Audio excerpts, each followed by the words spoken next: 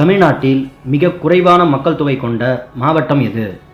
Options: Thanjavur, Nilgiri, Cuddalore, Villupuram.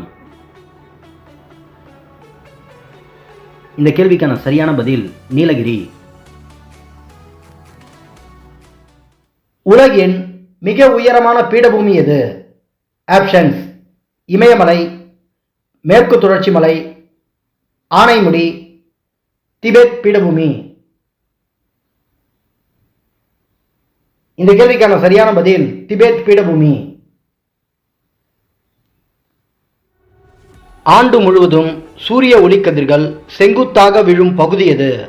Options: மிதவெப்ப மண்டலம், துருவ மண்டலம், வெப்பமண்டலம், பூமத்திய ரேகை மண்டலம்.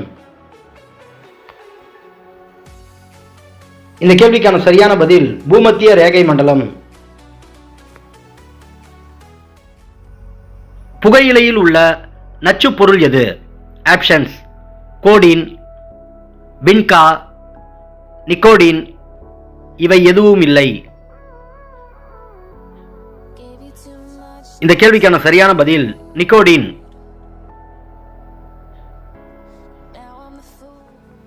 சுந்தரவனம் சதுப்பு நிலப்பகுதி காணப்படும் மாநிலம் எது?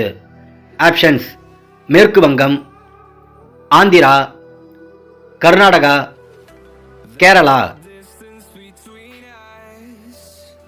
இந்த கேள்விக்கான சரியான பதில் மேற்கு வங்கம். மொழிவாரியாக மாநிலங்கள் அமைய காரணமாக இருந்த முதல் மாநிலம் எது? ஆப்ஷன்ஸ்: கேரளம், தமிழ்நாடு, ஆந்திரம், அசாம். இந்த கேள்விக்கான சரியான பதில் ஆந்திரம். பஞ்சாப் சிங்கம் என்று போற்றப்படுபவர் யார்? ஆப்ஷன்ஸ்: லாலா லஜபதி ராய், கோகலே, அரவிந்தர், திலகர். இந்த கேள்விக்கான சரியான பதில் லாலா லஜபதி ராய். சத்திய தர்ம சபை நிறுவப்பட்ட இடம் எது? ஆப்ஷன்ஸ்: திருச்சி, கரூர், கடலூர், வடலூர். இந்த கேள்விக்கான சரியான பதில் வடலூர்.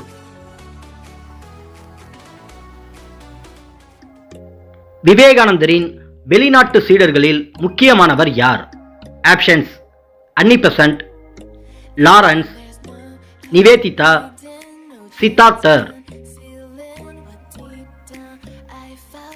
இந்த கேள்விக்கான சரியான பதில் நிவேதிதா. மின்காந்த தூண்டலை கண்டறிந்தவர் யார்?